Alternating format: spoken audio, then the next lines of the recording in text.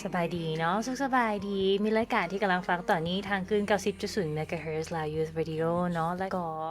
อีกหนึ่งหัวข้อเนาะเกี่ยวข้องกันกับสุขภาพหนึ่งเดี่ยวหรือว่า One Health นั่นเองแล้วกับมื้อนี้นี่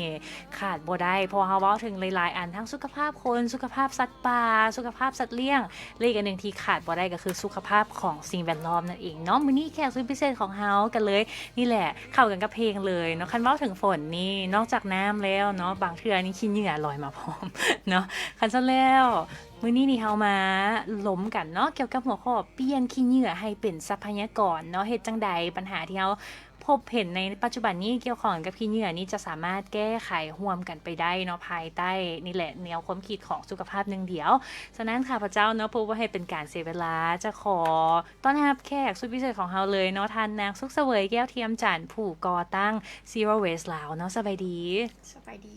เดี๋ยวสบายดีสุขเสวยเนาะหรือว่ามาเวยได้เนาะโดยเจ้าเนาะเวยเป็นจังไดเนาะมื้อนี้รู้สึกจังไดมาที่รายการของพวกเฮารู้สึกตื่นเต้นหลายเพราะว่าเป็นครั้งทำอิฐเนาะที่มาลาวยูสอือหือโดยเนาะกาแม่นเป็นครั้งที่สี่แม่นเฮาสิได้มาล้มกันเนาะเจาะลึกเกี่ยวกับเรื่องของขี้เหงื่อเนาะว่าปัจจุบันนี้นี่เป็นแนวใดแล้วโดยเฉพาะแชร์จากประสบการณ์ของเวยเองที่ว่าเฮ็ดเวียกกับZero Waste ลาวเนาะค่ะซั้นอยากให้เวยนี่แนะนำตัวเองให้กับท่านผู้ชมท่านผู้ฟังได้ฟังแล้วก็ได้ยินกันแน่ว่าเวยนี่มีแบ็กกราวนด์มาจังใดแล้วก็ที่สำคัญเว้าเกี่ยวกับ Zero Waste ลาวให้กับท่านผู้ชมและท่านผู้ฟังได้เข้าใจน้อยหนึงว่าเฮ็ดเวียกเกี่ยวกับหยังเป็นองค์กรแนวใดเจ้าเจ้าขอบใจมาลีอ่าข้าพเจ้าเองชื่อสุขเสวยแก้วเทียมจันทร์เนาะเป็นผู้ก่อตั้ง Zero Waste ลาวซึ่งว่าZero Waste ลาวของพวกเราสร้างตั้งมาได้ก็เกือบว่า3ปีแล้วเนาะโดยเริ่มจากFacebook Page เนาะก่อนอื่นเหมือนเนาะแม่นจาก Facebook Page ก็คือการที่ว่าพวกเขาอยากเผยแพร่ปลุกจิตสำนึกให้สังคมลาวเฮาเนาะที่โดยผ่านทางโซเชียลมีเดียให้เข้าใจถึงปัญหาเรื่องขี้เหงื่อบ่เฉพาะแต่ขี้เหงื่อเนาะแต่นอกจากนั้นก็ยังเรื่องสิ่งแวดล้อมเนาะให้รู้ถึงผลกระทบและก็วิธีการจัดการหรือว่ารักษาสิ่งแวดล้อมให้ถูกวิธีนั่นเป็นจุดริเริ่มของ Zero Waste แต่ว่าต่อมาพวกเขาก็ได้เฮ็ดได้หลายอันเนาะซึ่งว่ามีงานหรือว่ามีแคมเปญหรือว่าเป็นไพลอตโปรเจกต์เนาะที่พวกเขาเฮ็ดมาซึ่งในณปัจจุบันพวกเขาเฮ็ดเวียกอยู่4ขอบเขตเนาะอันที่1ก็หลักๆก็คือว่าเรื่องการจัดการขี้เหงื่อซึ่งการจัดการขี้เหงื่อนี้พวกเขาเฮ็ดเรื่องของปลุกจิตสำนึกเนาะปลุกจิตสำนึกแล้วก็รวมทั้งเป็นการทดลองโครงการอยู่นำโรงเรียนเพื่อให้วัยหนุ่มเนาะได้เป็นผู้เปลี่ยนแปลงในการรักษาสิ่งแวดล้อมที่ดีเจ้าจากและนอกจากนี้ก็ยังมีclimate change เนาะหรือว่าเรื่องของการเปลี่ยนแปลงดินฟ้าอากาศเพราะว่าปัจจุบันนี้เรื่องของการเปลี่ยนแปลงดินฟ้าอากาศก็เกิดขึ้นทีเนาะเพราะฉะนั้นหนึ่งในหน้าเวียกที่พวกเราเฮ็ดก็ climate change และก็ยังมีเรื่องของ SDG เนาะก็คือพวกเราช่วยในเรื่องของการโปรโมทเฮ็ดจังได๋สิให้วัยหนุ่มหรือสังคมลาวเฮารู้ถึงการพัฒนาแบบยืนยงและอันสุดท้ายก็คือเวียกงานการพัฒนาวัยหนุ่มและบทบาทหญิงสายโอ้เนาะถือว่ามีหลายๆเวียกงานที่ว่า Zero Waste เฮ็ดอยู่ในปัจจุบันนี้แล้วก็อีกอย่างหนึ่งคือสุขเสวยได้เว้ามาและปัญหาสิ่งแวดล้อมมีหลายอย่างเนาะทั้ง climate change ว่าการเปลี่ยนแปลงของดินฟ้าอากาศบ่บรรดาปัญหาเช่นว่า biodiversity loss ก็มีเนาะก็คือการสูญเสียความหลากหลายทางด้านชีวนานาพันธุ์และอีกหนึ่งปัญหาที่ว่าก็เป็นปัญหาใหญ่บ่แพ้กันก็แม่นปัญหาขี้เหงื่อซึ่งมื้อนี้เฮาอาจจะบ่สามารถเว้าทุกๆปัญหาได้เนาะเว้ยเนาะแต่ว่าบางเทื่อนี่เฮาก็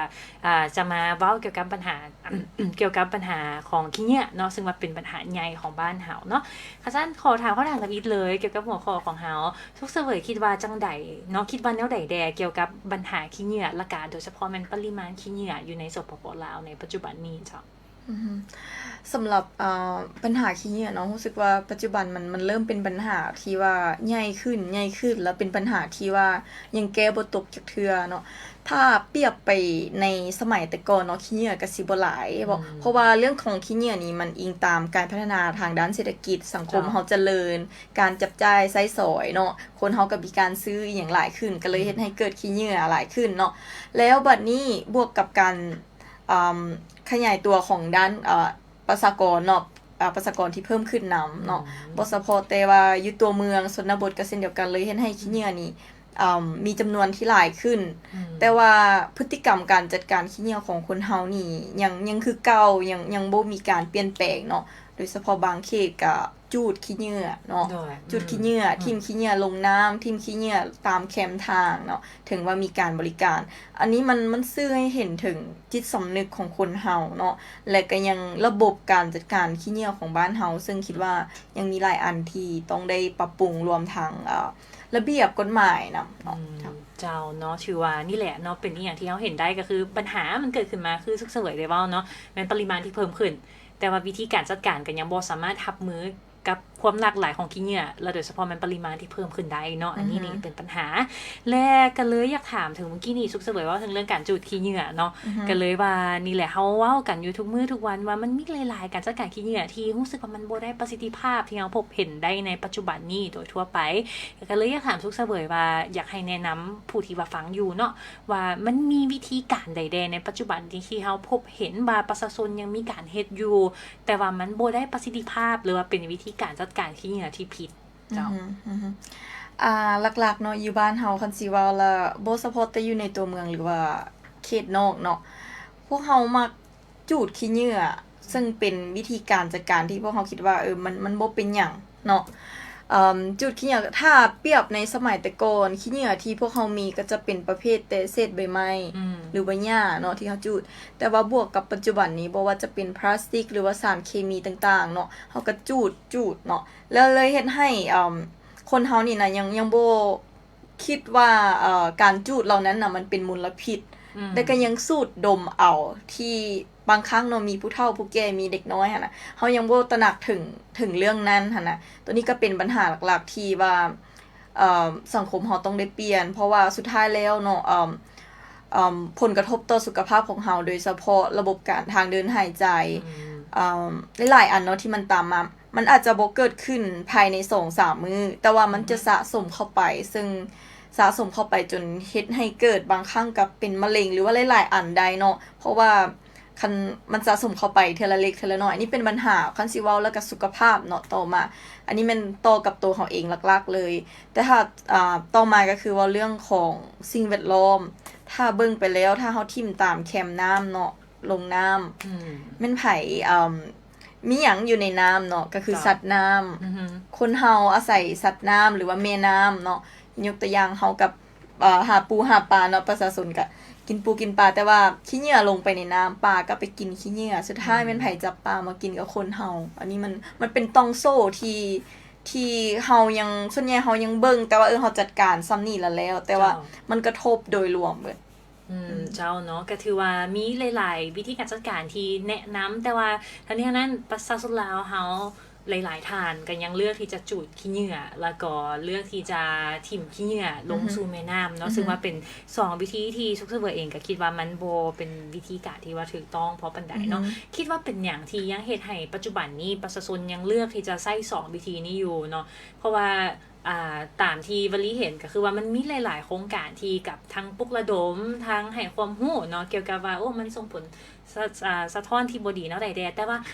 ในความคิดส่วนตัวของสุกเสวยมันหยังที่ยังพาให้เกิดมีอีหยังแบบนี้อยู่เป็น practice ที่ว่าบ่ได้มาตรฐานบ่ได้เขาอย่างที่สร้างปัญหาอยู่นะเจ้าเนาะถ้าหากว่าคันสิเว้าแล้วคันเฮาอยากปรับปรุงเรื่องของการจัดการขี้เหงื่อให้ถูกวิธีเนาะหรือว่าปัจจัยหลักๆเลยมันจะมีอยู่3อันเนาะ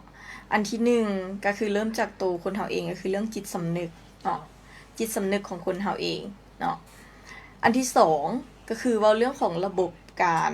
ยกตัวอย่างรถเก็บขี้เหงื่อระบบการจัดการขี้เหงื่อของเทศบาลหรือว่าชุมชนนั้นเนาะเป็นจังได๋มีรถบ่และอันที่3ก็คือว่าเรื่องระเบียบนโยบายเฮามีการปรับใหม่เฮามีการคุ้มครองเฮามีการ enforce กันได้ส่ำใดเนาะคันถ้า3อันนี้ขาดเนาะเฮ็ดให้มีความยุ่งยากในการจัดการขี้เหงื่อคือยกตัวอย่างง่าย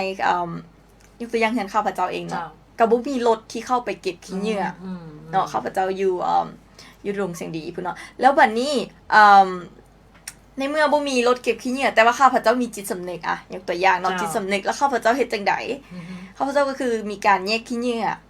แยกทุกประเภทเนาะงั้นข้าพเจ้าเฮ็ดคอมโพสต์ เนาะเฮ็ดฝุ่นโบมแล้วก็ยังมีไบโอแก๊สเนาะ เจ้า และขี้เหงื่อออร์แกนิกก็คือเอาไปแยกเนาะเอาไปเฮ็ดฝุ่นโบมไปเฮ็ดไบโอแก๊สแล้วขี้เหงื่อประเภทอื่นข้าพเจ้าก็เอาไปให้เขาจะเอิ้นว่าอย่าง informal waste picker คนที่เก็บขี้เหงื่อค่ะล่ะแม่นคนที่รอเก็บน้ำข้าพเจ้าก็เอาไปให้เพิ่นเพื่ออย่างเพื่อลดพรขี้เหงื่อน้ำแล้วก็เพื่อช่วยเป็นการสร้างรายรับให้เพิ่นนำก็เลยเฮ็ดให้ปริมาณขี้เหงื่อนี่ลดลงหลายเนาะตัวนี้และสุดท้ายเดือนนึงปีนึงข้าพเจ้าขี้เหงื่อไปทิ่มบ่ฮอด2เทื่อซึ่งว่าเอาใส่รถแล้วก็ไปทิ่มอยู่สนามขี้เหงื่อเจ้าแต่เฮาลองจินตนาการเบิ่งคันสมมุติคนที่เขาเจ้าบ่ได้รักสิ่งแวดล้อมหรือว่าบ่ได้มีความเข้าใจต่อปัญหาเนาะเขาเจ้าก็จูดเขาเจ้าก็ทิ่มสะสายหรือว่าเอาแคมทางเพียงแต่ออกจากเฮือนตัวเองแล้วเนาะนิสัยคนลาวเฮาส่วนใหญ่โดยเนาะก็คือสุขเสวยเว้าหั่นแหละว่าคืออันที่1เว้าที่ผ่านมาเนาะว่าการจูดขี้เหงื่อที่จริงแล้วและการทิ่มลงใส่แม่น้ำเนาะที่จริงแล้วมันก็จะส่งผลกระทบกลับขึ้นมาสู่สุขภาพของมนุษย์ซึ่งว่าอันนี้ก็เป็นอีกอันนึงที่เฮามักเว้าถึงนำกันเนาะอยู่ในแคมเปญหรือว่าอยู่ในแนวคิดสุขภาพ1เดียวหรือว่า One Health ของเฮาเพราะว่าหลายๆท่านคิดว่าโอ้การทิ่มขี้เหงื่อง่ายๆโอ้ออกไปจากเฮือนเฮาก็สะอาดแต่ที่จริงแล้วก็คือมันก็ยังส่งผลสะท้อนกลับมาหาตัวเองหรือว่ามาหาสุขภาพของคนเช่นเดียวกันกับการที่บอกว่านะพอวลีก็ได้ยินมาหลายๆคนบอกว่าข่อยจูดหรือว่าข่อยโซกอันทิ่มขี้เหงื่อแบบนี้เพราะว่าบ่มีรถมาเอาอยู่เฮือนข่อยแต่ว่าสุขเสวยก็เป็นอีกตัวอย่างนึงให้ได้เห็นแล้วว่ามันบ่แม่นข้ออ้างเนาะหรือว่ามันบ่แม่นเหตุผลที่ว่าเฮาจะสามารถไปจัดการขี้เหงื่อแบบบ่ถูกวิธีได้โดยอันนั้นเกี่ยวกับวิธีการจัดการที่บ่ถูกวิธีเนาะแต่ว่าคือสุขเสวยว่าบางทีน้อยนึงเนาะมีการเมนชั่นหน่อยนึงแล้วเกี่ยวกับนี่แหละวิธีการจัดการขี้เหงื่อในเฮือนตัวเองเป็นแนวใด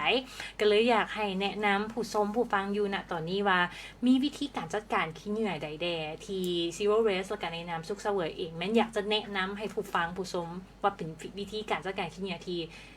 มันได้ประสิทธิผลและก็ทุกคนมันควรจะเฮ็ดเจ้าเนาะถ้าจะจัดการขี้เหงื่อให้ถูกวิธีอันหลักๆเนาะเฮาถ้าโดยทั่วไปจะมีอยู่พวกเขาจะได้ยินเรื่องของ 3R เนาะ 3R เจ้าแต่ว่า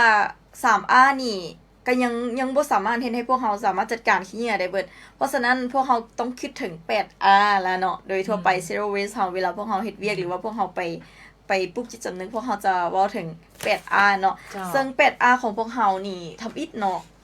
พวกเราต้องคิดคืนก่อนก็คือ rethink เนาะ rethink เนาะคิดคืนว่ามีหยังแดอุปกรณ์ใดๆที่เราไปซื้อแล้วเราสามารถลดพรขี้เหงื่อได้เนาะเริ่มจากตอนที่เราไปซื้อเลยเนาะอุปโภคบริโภคอันต่อมาก็คือ refill เนาะ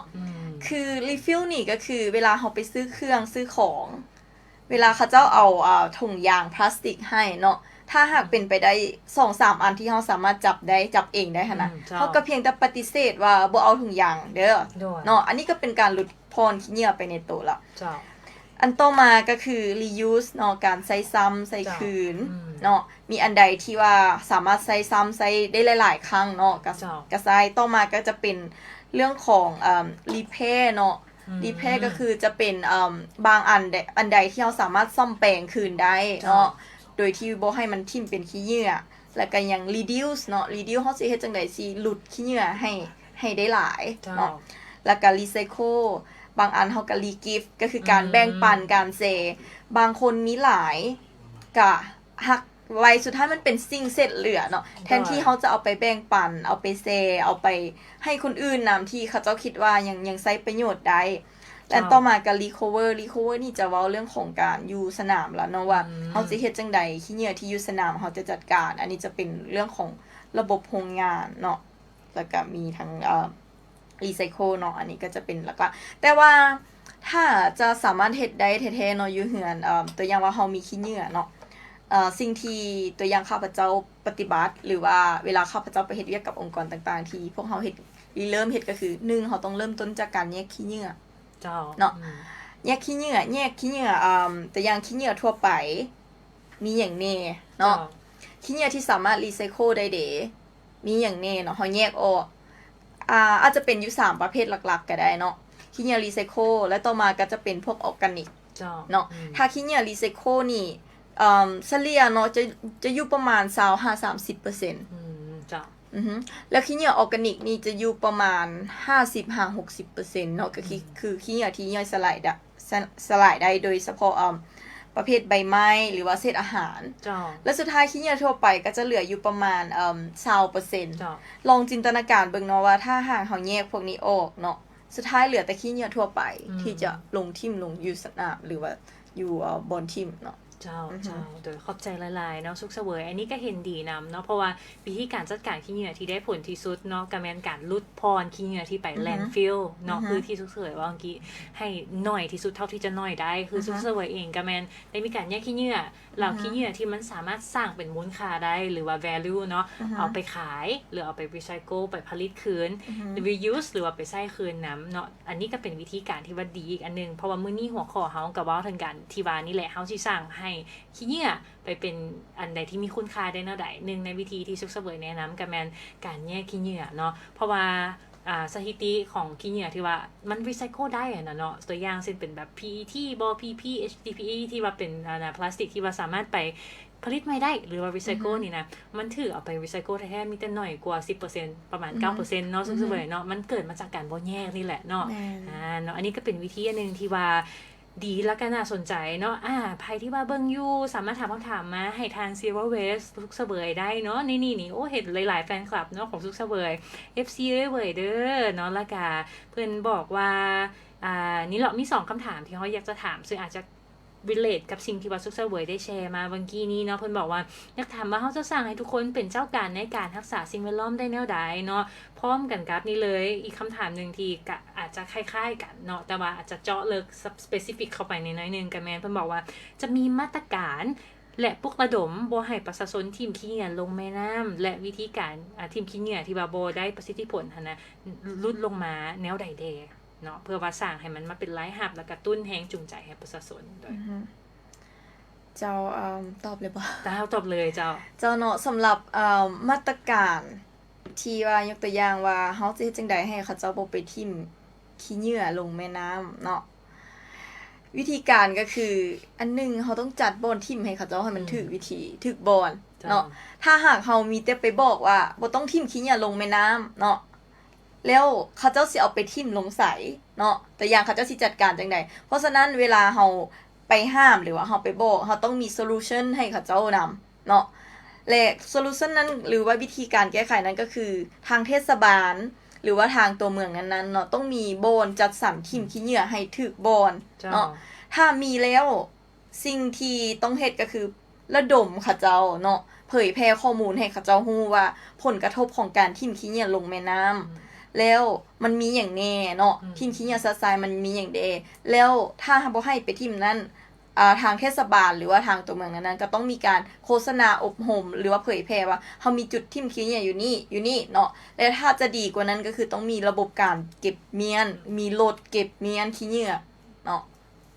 โดยก็แม่นนี่แหละเนาะก็คือมีระบบที่สามารถตอบสนองความต้องการของประชาชนได้อยู่แล้วเนาะบ่แม่นเพียงแต่บอกว่าเฮ็ดแนวนี้แต่ว่าบ่มีโซลูชันหรือบ่มีเขาเรียกว่าหยังวิธีทางแก้ไขทางออกให้เขาเจ้าเนาะเจ้าขอบใจหลายๆสำหรับคำถามที่ว่าถามกันเข้ามาเนาะหลายๆคนสามารถส่งบ่ว่าจะเป็นคอมเมนต์กำลังใจให้ทาง Zero Waste และก็สุขเสวยนำก็ได้เนาะคือทานพงไพบุญเพราะว่าสมเสยน้องสุขเสวยเนาะเป็นตัวแบบที่ดีให้แก่วัยหนุ่มยุคใหม่แล้วก็สร้างการเปลี่ยนแปลงในเรื่องงานสิ่งแวดล้อมลาวพร้อมทั้งสร้างวัยหนุ่มรุ่นใหม่ให้เป็นทรัพยากรมนุษย์ที่ปกป้องสิ่งแวดล้อมได้นำก็มีหลายๆอันเนาะที่ว่ามื้อนี้เฮาอยากให้ Zero Waste ยกตัวอย่างโครงการที่ผ่านมาของเฮาเนาะอาจจะนี่แหละถามเลยก็ได้เนาะเนาะโดยถ้าว่าถึงเรื่องของการจัดการขี้เหงื่อ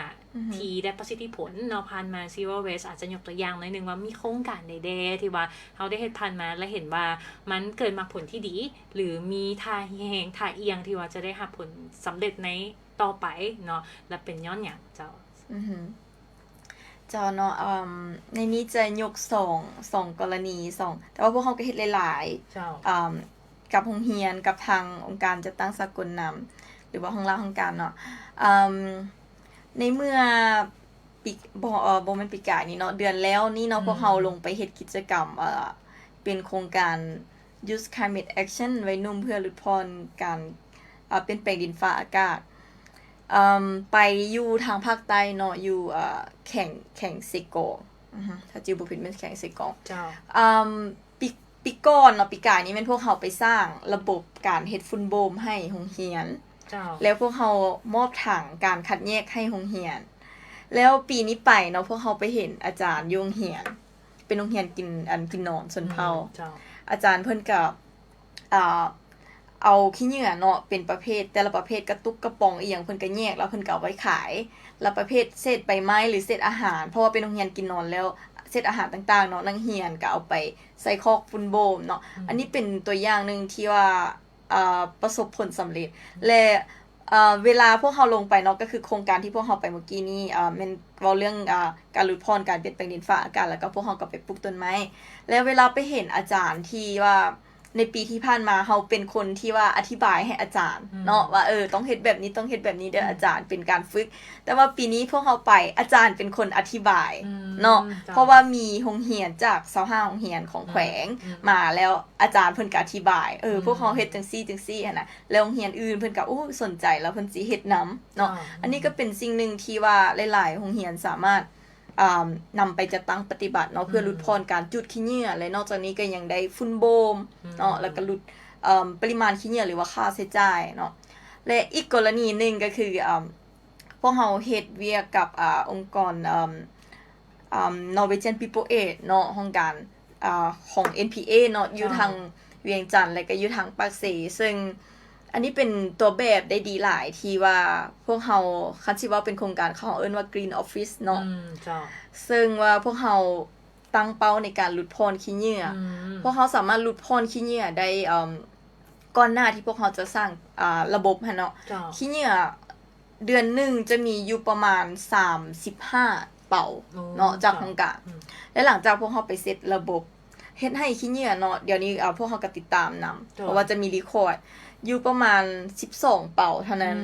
เนาะ12ถูกกายครึ่งเลยเนาะ 6-70% อันนี้ถ้าหากลดขี้เหงื่อได้แบบนี้แล้วในเมื่อขี้เหงื่อที่เฮาจ่ายเป็นเป่าตัวอย่าง 10,000 กีบต่อเป่าจังซี่เนาะเลยเฮ็ดให้ค่าใช้จ่ายของการจัดการขี้เหงื่อลดลงนำและนอกจากนี้คนที่แยกกระตุกกระป๋องก็ยังสามารถมีรายได้นำตัวอย่างแม่บ้านบ่หรือว่าพนักงานสิ่งแวดล้อมเนาะอันนี้ก็เป็นอันนึงเจ้าโดยขอบใจหลายๆที่ว่าแบ่งปันเนาะอันนี้ก็เป็นอีกหนึ่งตัวอย่างที่ผ่านการปฏิบัติมาแท้ๆที่ว่าเฮ็ดให้เฮาได้เห็นว่าที่จริงการแยกขี้เหงื่อหรือการจัดการขี้เหงื่อที่ว่ามันได้ประสิทธิผลนี่นะมันสามารถสร้าง value หรือว่าสร้างคุณค่าได้และอีกอย่างนึงก็คือลดค่าใช้จ่ายลงเนาะซึ่งว่าเห็นได้ชัดเจนว่ามันเกี่ยวข้องกันกับหลายๆความสำคัญโดยเฉพาะในเรื่องของเศรษฐกิจเนาะเพราะว่าอันนี้ในระดับเล็กน้อยเนาะแต่ว่าคันถามว่าหลายๆครอบครัวหลายๆห้องการพร้อมใจกันเฮ็ดการปฏิบัติมันก็จะส่งผลกระทบที่ดีในขั้นที่ใหญ่ขึ้นมาได้เนาะเจ้าขอบใจแล้วก็มื้อนี้นี่ได้รับแฮงใจหลายอีหลีเนาะ FC ของสุขเสวยนี่นะหลายเนาะZero Waste ลาวเนาะ FC ค่อนข้างจะหลายแล้วก็อย่าลืมเนาะสามารถพิมพ์คำถามแล้วก็คอมเมนต์กันเข้ามาได้เลยมีอีกอันนึงที่ว่าเฮาจะล้มกันในมื้อนี้เนาะสุขเสวยเนาะเกี่ยวข้องกันกับพลาสติกนี่แหละแต่ว่าอาจจะไปพักผ่อนกันเล็กน้อยเนาะแล้วก็ระยะหน้าเขาจะมาเว้าเจาะลึกเข้ามาตื่มเกี่ยวกับปัญหาเรื่องของพลาสติกเรื่องของเขามันอย่างผลกระทบต่างๆรวมไปถึงอาจจะถามสุขเสวยเกี่ยวกับประสบการณ์และก็ความคิดความเห็นว่าสิเฮ็ดจังใดเฮาจึงจะสามารถจัดการปัญหาขี้เหงื่อพลาสติกให้มันดีขึ้นมาได้อยู่ในสปปลาวของพวกเฮาเนาะสั้นขออนุญาตพักผ่อนก่อนจักเล็กน้อยไผที่ว่ารับฟังรับชมณตอนนี้เนาะอย่าลืมแชร์แล้วก็ส่งให้ผู้ที่ว่าทานหักเนาะหรือผู้ที่ทานแคร์มาเบิ่งได้เพราะว่ามื้อนี้แม่นอยู่หัวข้อของเฮาเกี่ยวกับสิ่งแวดล้อมเกี่ยวกับขี้เหงื่อแต่มาฟังกันว่ามันจะมีผลกระทบแนวใดแดเกี่ยวกับสุขภาพของเฮาเพราะว่ามื้อนี้เฮาบอกถึงสุขภาพหนึ่งเดียวหรือว่า One Health นั่นเองเนาะแต่ว่าตอนนี้ขออนุญาตไปรับฟัง1ผลงานเพลงก่อนแล้วค่อยกลับเข้ามาสู่เรื่องต่อไปมาฟังกันตื่มเกี่ยวกับเรื่องของขี้เหงื่อพลาสติกเนาะแล้วก็มาพบกันกับแขกของเฮาเนาะสุขเสวยแก้วเทียมจันทร์จากทาง Zero Waste เนาะไปพักกันก่อนจักบึดหนึ่งขอบใจฝนที่พัดพอยลงมาหยุดเจ้าที่คิดจะจากลาไว้แต่คงได้เพียงคืนนี้ฝนตกแห้งจงได้ยิ่งดีเจ้าจึงอยู่บนนี้และบอกจากไป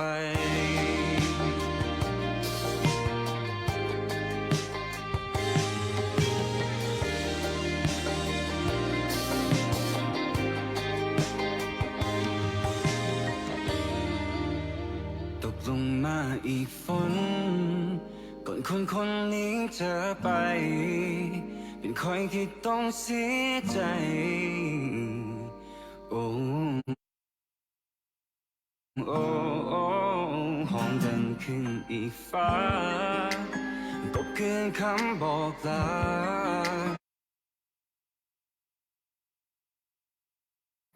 กบคืนห้อยน้ำตาที่ทำท่าว่าบ่ได้ยิน Oh, please, can we just talk for a simple minute? Cut your right, cause you won't be needed. มัดหัวใจก็ยังสละเสดเธอถึงแม้ว่าเจ้าจะจากไปโดยบ่มีคำลำลา Oh, no, no, no. ขอบใจฝนที่พัดโปรยลงมาหยุดเจ้าที่คิดจะจากลาไว้แต่คงได้เพียงคืนนี้ฝนตกให้เท่าใดยิ่งดีเจ้าจึงอยู่บนนี้และบ่จากไป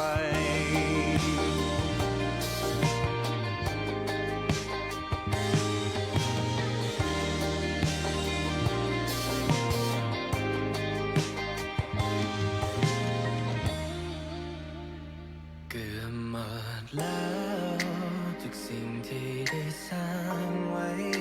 ต้องเป็นเพราะเวลาและความเห็นใจของฝนฟ้า น้ำที่มันไหลอยู่ก็คือหยดฝนและน้ำตา You killing me softly Oh no no no no So let me tell you baby I'm sorry ว่าอยากให้มันจบลงแบบนี้อยากให้เธอได้ทนให้ดีกันนี้ ขอบใจ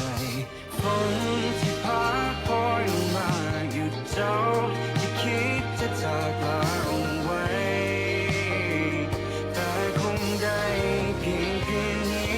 ฝนตกให้เท่าใดยิ่งดีเจ้าจึงอยู่บนนี้และบ่จากไปโอ้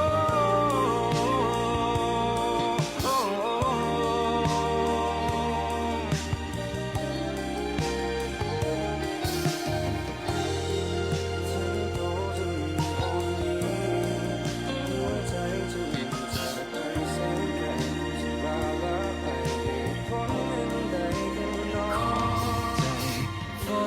ที่พัดโปรยลงมาหยุดเจ้าที่คิดจะจากลาไว้ แต่คงได้เพียงคืนนี้ฝนตกแห้งเท่าใดยิ่งดี เจ้าจึงอยู่บนนี้และบ่จากไป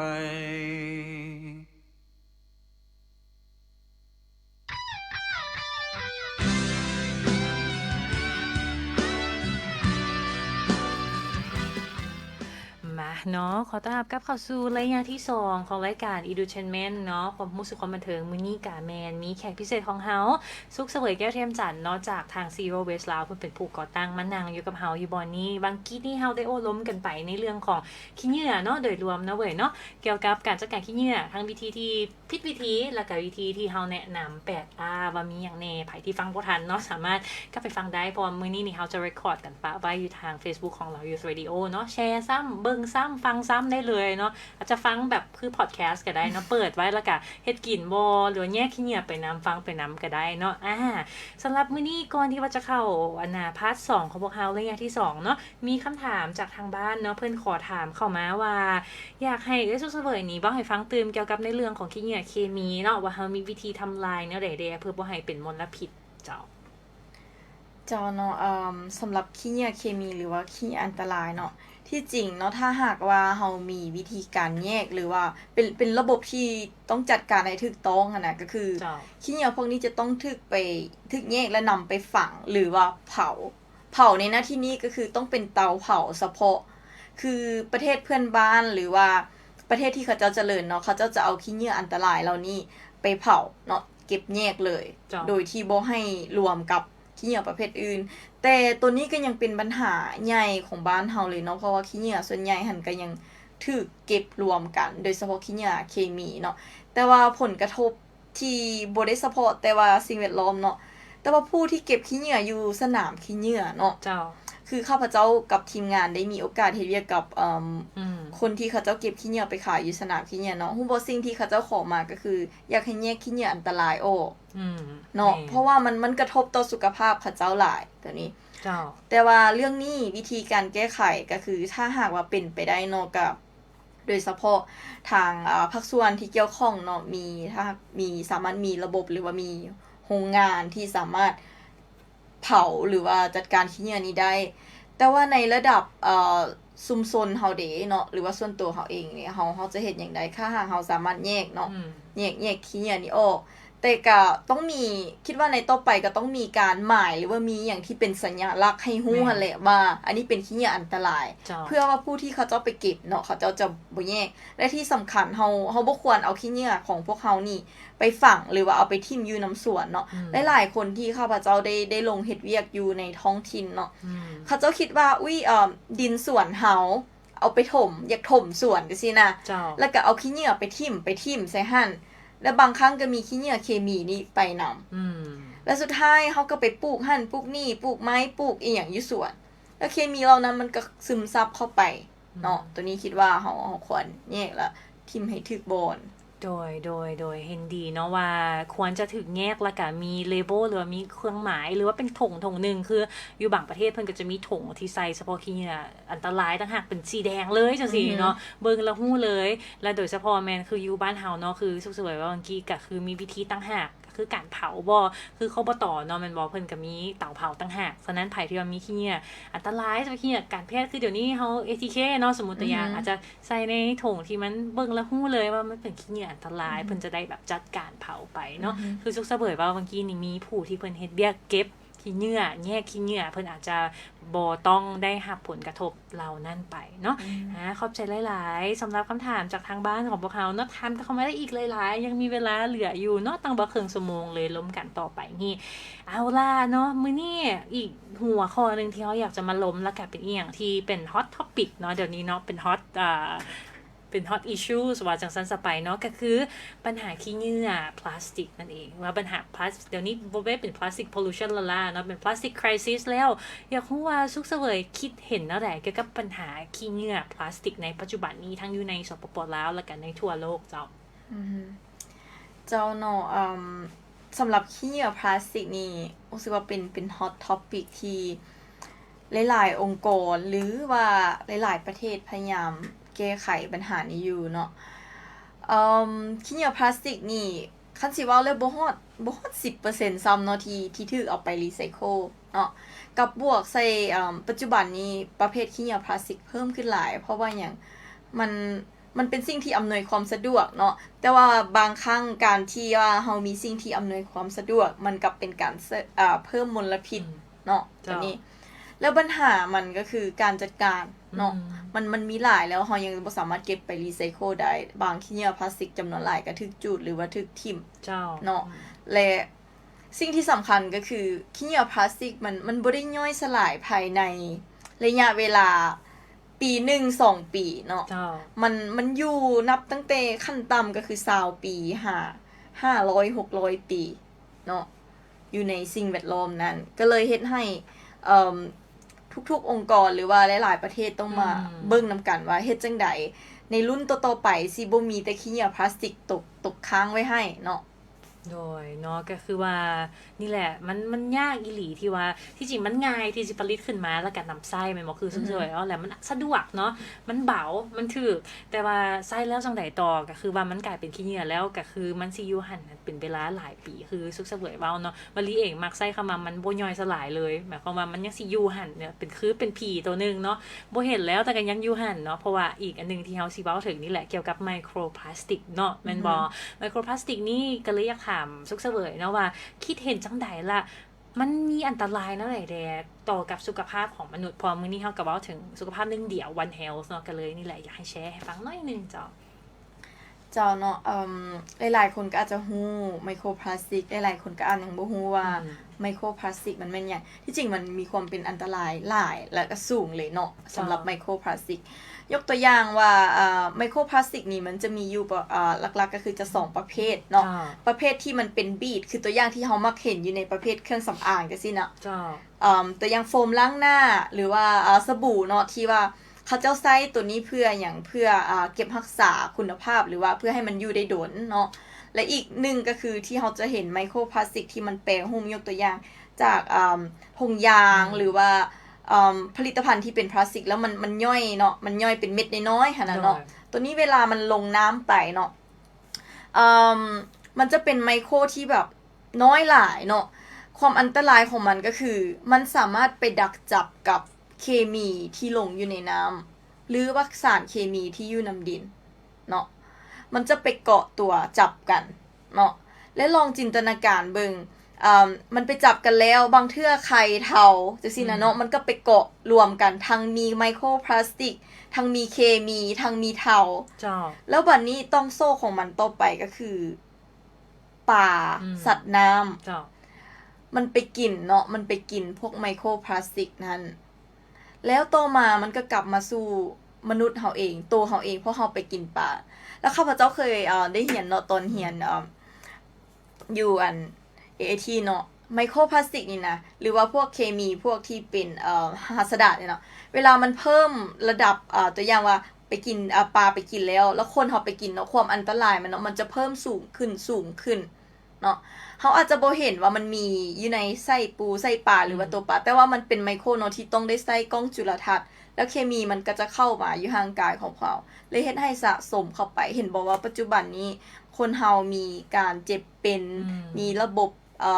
ภายในนี่เนาะก็ย้อนจากปัญหาสิ่งแวดล้อมปัญหาการกินปัญหาที่เฮาหายใจเอานี่แหละเนาะโดยขอบใจหลายๆที่ว่าแชร์เนาะสุขเสวยเนาะปัญหาไมโครพลาสติกที่จริงเฮาเคยเว้าน้อยนึงแล้วเนาะกับอาจารย์ดาวรที่เพิ่นมาเป็นแขกก็คือว่าในปัจจุบันนี้เฮาค้นพบแล้วเนาะว่ามีไมโครพลาสติกอยู่ในโตป่าในประเทศลาวเฮาอยู่ในบึงท่าหลวงก็คือป่าบึงท่าหลวงนี่นะแม่นเพิ่นก็เอามาขายตลาดเลยเนาะ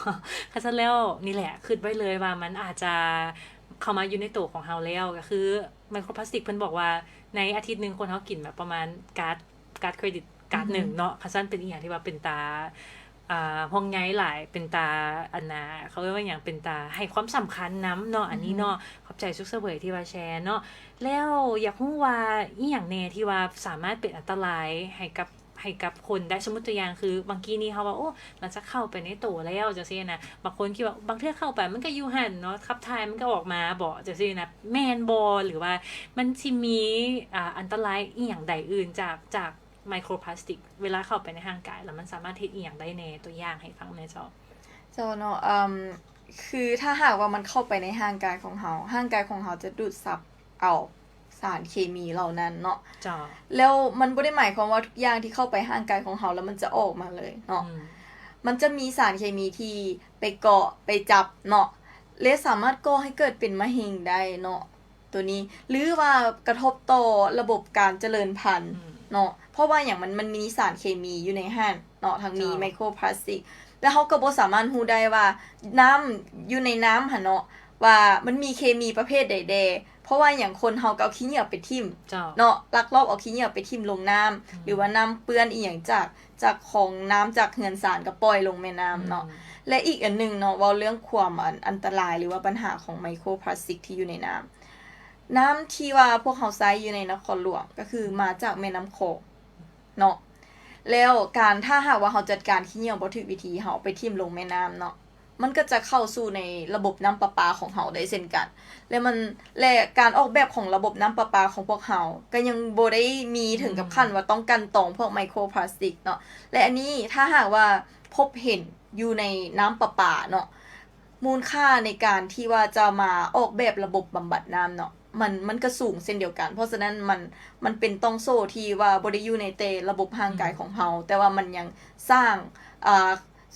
ค่าใช้จ่ายอื่นๆที่ว่าเฮาต้องได้เบิ่งเพิ่มมานะตัวนี้เจ้าโดยขอบใจเนาะสำหรับการแบ่งปันเพิ่มเติมมามันมีผลอันตรายอย่างแน่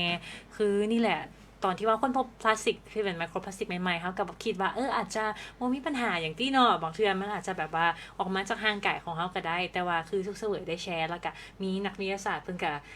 มีการค้นพบพวกผลกระทบที่มาจากไมโครพลาสติกแท้ๆเนาะว่ามีผลอันตรายต่อสุขภาพของคนเฮานี่แหละเฮาจึงเป็นหยังเฮาจึงย้ำความสำคัญมาสุขภาพหนึ่งเดียวเนาะเพราะว่าสุขภาพของสิ่งอ้อมตัวของเฮาเป็นแนวใดสุขภาพของคนเฮาก็เป็นแนวนั้นวลีเองในน้ำที่จะเป็นแม่เนาะอันนี้ก็ช็อกหน่อยนึงเพราะว่าเห็นการวิจัยว่ามันมีไมโครพลาสติกอยู่ในเด็กน้อยที่ว่าอยู่ในมดลูกของคนที่ว่าถือพาแล้วมันไปถึงขนาดนั้นเลยเนาะสุขเสวยเนาะซึ่งว่าเป็นอีกอย่างที่แหละเฮาควรจะเอาใจใส่น้ำกันเนาะอันนี้มันปัญหาเกี่ยวกับปัญหาพลาสติกกันเลยว่าอยากถามความเห็นของสุขเสวยนิดนึงในน้ำของตัวเองแล้วก็ในน้ำของ Zero Waste ที่ว่าเฮ็ดเวียกเกี่ยวกับเป็นบรรดาปัญหาขี้เหงื่ออย่างต่างๆเนาะอยากถามว่าเฮาคิดเห็นว่ามันมีทางออกให้กับปัญหาขี้เหงื่อพลาสติกในบ้านเฮาสนอกเฉพาะในบ้านเฮานี่แนวใดแดอีหยังที่ว่าสามารถเป็น potential solutions ได้เจ้าเนาะตัวนี้เป็นปัญหาแล้วทางออกมันก็คือเราต้อง1ก็คือลดพรการใช้พลาสติกให้น้อยที่สุดเนาะถ้าหากว่าบ่จำเป็นก็ปฏิเสธไปเลยว่าเนาะเฮ็ดจังได๋เฮาสิลดพรให้ได้และอันต่อมาก็คือเราต้องหาทางเลือกที่ว่าเฮาใช้ถุงผ้าแทนได้บ่คือยกตัวอย่างเนาะสิ่งที่ว่าพวกเราก็กำลังพยายามระดมกันเนาะเพื่อลดพรการใช้ถุงยางที่ใช้แล้วทิ่มครั้งเดียวเนาะแล้วก็ยังมีผลิตภัณฑ์อื่นๆเนาะยกตัวอย่างเป็นจอกน้ำบ่เนาะที่ว่าเวลาเราไปซื้อน้ำหรือว่าซื้อกาแฟเนาะเราสามารถใส่จอกที่ว่ายกตัวอย่างปัจจุบันทีมเราก็มีมารีน่าเนาะที่เฮ็ดจอกกินได้เนาะตอนนั้นแล้วก็ยังมีอันอื่นๆที่ว่าเราควรลดพรนำกันและอีกอย่างก็คือ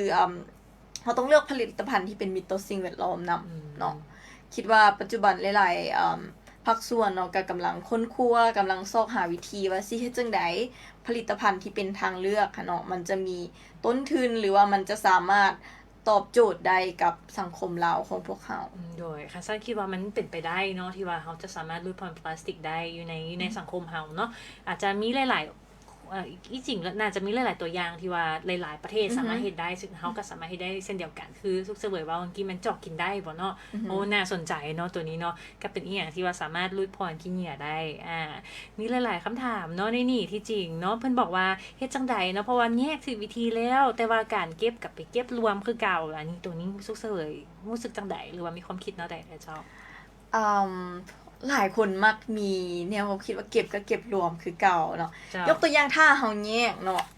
ขี้เหงื่อเฮาแยกออกเป็น3ประเภทหลักๆก่อนซะเนาะประเภทที่สามารถรีไซเคิลได้ประเภทที่ย่อยสลายได้แล้วก็ประเภทที่ต้องไปทิ้งก็คือถ้าเฮาแยกแล้วขี้เหงื่อที่ว่าย่อยสลายได้นะข้าพเจ้าอยากระดมให้ทุกๆครัวเรือนเนาะเอาไปเฮ็ดฝุ่นโบมเอาไปเฮ็ดปุ๋ยหรือเอาไปใส่ต้นไม้เนาะเพราะว่าข้าพเจ้าก็เป็นคนนึงที่มักเฮ็ดสวนเนาะรู้สึกว่าเวลาพวกเราเอาขี้เหงื่อพวกนี้น่ะที่ย่อยสลายได้น่ะมันจะเป็นประโยชน์หลายต้นไม้ก็งามเนาะผลผลิตผลปลูกก็ดีและยังได้ลดพรขี้เหงื่อนำเนาะอันนี้น่ะก็คือวิธีง่ายๆการแยกเราไปเฮ็ดฝุ่นโบมจังซี่หรือว่าไบโอแก๊สก็ได้เนาะแล้วต่อมาถ้าหลายคนบอกว่าแยกแล้วเขาจะยังเอาไปทิ้งคือการรวมกันคือเก่าขี้เหงื่อรีไซเคิลเนาะคือท่านสามารถแยกแล้วเอาไปขายได้หรือว่าถ้าบ่อยากขายก็เอาให้คนที่ว่าเขาเจ้ามาเก็บขี้เหงื่อหั่นก็ได้แม่นอยู่ว่ารถเฮาเห็นว่ารถเขาเจ้ามาแล้วเขาจะเอาคันเดียวมาเก็บโดยที่บ่ได้เก็บแยกแต่ว่าผู้ที่เขาเจ้าเก็บขี้เหงื่อเนาะเขาเจ้าก็แยกออกคือกันข้าพเจ้าเห็นท่านอาจจะสังเกตเบิ่งก็ได้ว่าอยู่ในรถหั่นน่ะเขาเจ้าจะมีถุงอยู่ข้างๆเนาะถุงข้างๆที่เป็นถุงใหญ่ถ้าหากเขาแยกแล้วมันจะอำนวยความสะดวกให้เขาเจ้าหลายขึ้นเนาะช่วยเขาเจ้าก็เอาเพียงแต่เอาใส่ถุงข้างเขาเจ้าหั่นก็ได้ถ้าหากว่าท่านบ่อยากเอาไปขายเองเนาะท่านก็เพียงแต่แยกแล้วก็เอาให้เขาเจ้าเนาะตัวนี้ก็เป็นวิธีนึงที่มันหลุดได้หลายเลยเนาะโดยขอบใจหลายๆอันนี้ก็แม่นเป็นอีหยังที่นี่แหละจงแจ้งเนาะจะแจ้งให้ฟังแล้วก็คือว่าแม่นอยู่ว่าขี้เหงื่อของเฮานี่มันไปรวมอยู่อาจจะในรถคันเดียวกันเนาะบางครั้งอาจจะแยก ตั้งหากคือสุขเสวยเว้าแต่ว่าเฮาเองที่เป็นเจ้าของขี้เหงื่อก็คือต้องเป็นเจ้าการในการแยกมาแต่ครัวเรือนของพวกเฮาคือท่านถ้าบ่มีอันน่ะเขายังมีสวนแบบสุขเสวยสิอาจจะไปเป็นฝุ่นบ่มเนาะหรือว่าถ้าบ่มีเนาะหรือว่าบ่ได้เฮ็ดสวนเนาะอาจจะพิจารณาไบโอแก๊สคือเว้าเมื่อกี้ก็ได้ไบโอแก๊สก็หมายความว่าการเอาขี้เหงื่อที่ย่อยสลายของเฮาจากครัวเรือนนี่แหละเอามาเฮ็ดเป็นก๊าซที่ว่าสามารถหุงต้มได้เนาะอันนี้ก็เป็นอีกอันนึงที่มันน่าสนใจและก็ที่สำคัญขี้เหงื่อที่เฮาสามารถได้เงินกับมันไปขายแต่พอมาลิกะเนาะได้เงินเล็กน้อยจากการขายขี้เหงื่อแต่ละเดือนคือกันเนาะแต่ว่าถ้าประธานบ่อยากขายคือสุขเสวยว่ามีผู้ที่ว่าเพิ่นเก็บไปขายอยู่อันนี้ก็สามารถให้เพิ่นได้อันนี้ก็เป็นอีหยังที่เฮาสามารถเฮ็ดได้เนาะอีกอันนึงที่ว่าลิอยากถามเนาะอันนี้เฮาเว้าถึงวิธีการเฮ็ดและก็ปฏิบัติได้อยู่ในครัวเรือนแล้วเนาะแต่ว่าในนามมหาภาคเด้เนาะหรือว่าในนามถ้าว่าเว้าถึงแบบว่าทั่วไปโดยรวมเป็นซิสเต็มอันนึงในนามผู้ที่ว่าเฮ็ดเวียกอยู่ในของเขตนี่สุขเสวยคิดว่าเฮายังต้องการสนับสนุนหยังแดเพื่อว่าจะเฮ็ดให้เวียกงานของการจัดการขี้เหงื่อหรือว่าสิ่งแช่เหลือนี่มันได้ประสิทธิภาพได้ประสิทธิผลอยู่ในบ้านเฮาโดยเจ้าเนาะสิ่งที่ว่าเฮาต้องการสนับสนุนหรือว่าสิ่งที่ต้องได้เฮ็ดหั่นน่ะหลักๆก็คือสถานที่จัดการขี้เหงื่อเพราะว่าข้าพเจ้าได้มีโอกาสลงไปท้องถิ่นลงไปหลายๆแขวงหลายๆเมืองเห็นว่าบ่อนที่จะทิ่มขี้เหงื่อหั่นเนาะบางเขตเป็นเขตอนุรักษ์แต่ว่าหลายองค์กรก็เฮ็ดเวียกสวมใส่การอนุรักษ์แต่ว่าลืมไปเนาะว่าขี้เหงื่อที่เกิดขึ้นนำเขตนั้นหั่นน่ะเนาะตัวอย่างเฮาไปอนุรักษ์สัตว์อีหยังจังซี่นะแล้วบัดนี้ขี้เหงื่อหั่นน่ะทิ่มลงป่าหรือว่าสถานที่ที่เฮาอนุรักษ์เนาะมันก็เป็นการทำลายไปเนาะเพราะฉะนั้นสำคัญอย่างยิ่งคือการจัดการบ่อนที่ว่าสามารถทิ่มขี้เหงื่อได้ก่อนเนาะถ้าเป็นทางมหาภาคหรือว่าทางเมืองนั้นเนาะแล้วก็คือการสร้างระบบต้องมีรถเก็บขี้เหงื่อเฮาบ่สามารถเฮ็ดคือแต่ก่อนได้เนาะเพราะว่าแต่ก่อนขี้เหงื่อบ่ได้มีหลายแบบนี้เนาะบ่ว่าอยู่เขตชนบทเช่นเดียวกันเนาะการเก็บนี่ถ้าอยู่เขตนอกถ้าขี้เหงื่อบ่มีหลายเนาะอาจจะเป็นเดือนนึงจักเทื่อนึง2เทื่อบ่แต่ถ้าหากเฮาแยกขี้เหงื่อเศษอาหารเหล่านี้เนาะมันก็บ่ได้มีปัญหาเรื่องกลิ่นเรื่องหยังเนาะก็คือต้องได้แยกแล้วก็มีรถจัดเก็บและที่สำคัญที่สุดข้าพเจ้าอยากเห็นในเรื่องของหลักสูตรเรื่องของการจัดการขี้เหงื่ออยู่ในโรงเรียนเนาะและโดยเฉพาะวัยหนุ่มหั่นแหละเนาะวัยหนุ่มเยาวชนรุ่นใหม่เพราะการที่เฮาจะสร้างความเปลี่ยนแปลงหรือว่าจะรักษาสิ่งแวดล้อมนี่เนาะเฮาต้องปลูกจิตสำนึกโดยที่ว่ามีหลักสูตรเลยยิ่งเป็นการดีเนาะหลักสูตรในการรักษาสิ่งแวดล้อมเนาะหรือว่าวิธีการจัดการขี้เหงื่อการแยกเพื่อให้เขาเจ้าเห็นความสำคัญหรือว่าอาจจะมีเรื่องของคะแนนการรักษาสิ่งแวดล้อมที่ทุกคนต้องมีส่วนร่วมจังซี่นะเนาะอันนี้เป็นสิ่งหนึ่งที่ข้าพเจ้าคิดว่ามันจำเป็นอย่างยิ่งที่เฮาต้องปลูกจิตสำนึกตั้งแต่เยาว์วัยไปเนาะโดยอันนี้เห็นดีอย่างยิ่งเพราะอนาคตของประเทศชาติและการในโลกนี้ก็แม่นวัยหนุ่มและสิ่งที่ Zero Waste เฮ็ดอยู่เนาะเป็นการที่ว่าเฮ็ดเวียกกับวัยหนุ่มลงทุนใส่วัยหนุ่มแล้วก็ฟังเสียงของวัยหนุ่มเป็นอีหยังที่ว่าจะเฮ็ดให้นี่แหละให้เฮาเห็นความหวังเกี่ยวกับเวียกงานของการรักษาสิ่งแวดล้อมได้อย่างดีเลยอยู่ในบ้านเฮาเนาะที่จริงมีอีกนึงคำถามเนาะเฮาเฮ็ดเวียกอยู่ในโรงเรียนจะเป็นส่วนใหญ่แต่ว่ามีคำถามเพิ่นมาในเรื่องของตลาดเด้เพิ่นบอกว่าตลาดนี้ผู้ซื้อผู้ขายเนาะโอ้ใส่ถุงยางใส่พลาสติกกันแบบว่าง่ายๆเลยเพราะว่ามันก็ง่ายแน่แล้วมันก็ไวแดนเนาะแต่ว่าขี้เหงื่อที่มาจากตลาดนี้หลายๆเป็นขี้เหงื่อพลาสติกเนาะเฮามีวิธีในการปรับเปลี่ยนพฤติกรรมผู้ซื้อผู้ขายให้ลดความถุงยางพลาสติกตั้งแต่แรกเพราะว่าอีหยังที่ว่าเป็นตัวแทนเช่นว่าถุงผ้าเพิ่นบอกว่าเนาะก็อาจจะมีข้อจำกัดในการใช้หรือว่ามีราคาแพงจังซี่ในนามของ Zero Waste แล้วก็สุขเสวยเองมีคำเห็นเท่าใดตอนนี้เจ้าคันสิเว้าแล้วตลาดก็เป็นบ่อนที่ผลิตขี้เหงื่อหลายเลยเนาะข้าพเจ้าก็ได้ลงเฮ็ดเวียกอยู่ในตลาดเส้นเดียวกันอยู่ประมาณ 2-3 ตลาดเนาะและถ้าเป็นไปได้ก็คือเริ่มจากการแยกคือกันเนาะและสิ่งสำคัญก็คือเจ้าของตลาดก็ต้องเป็นเจ้าการนำเส้นเดียวกันเนาะและ